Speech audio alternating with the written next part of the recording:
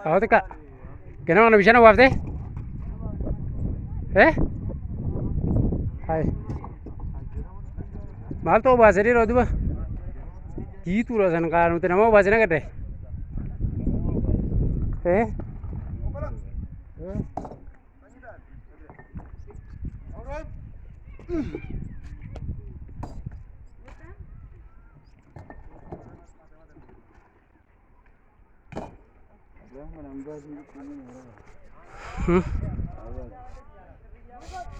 Ya kamin.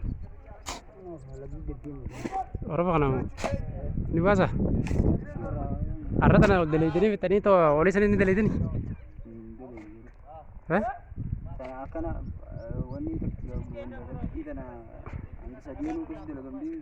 Sadiano ka? Sadiano tas dala gamto ayat.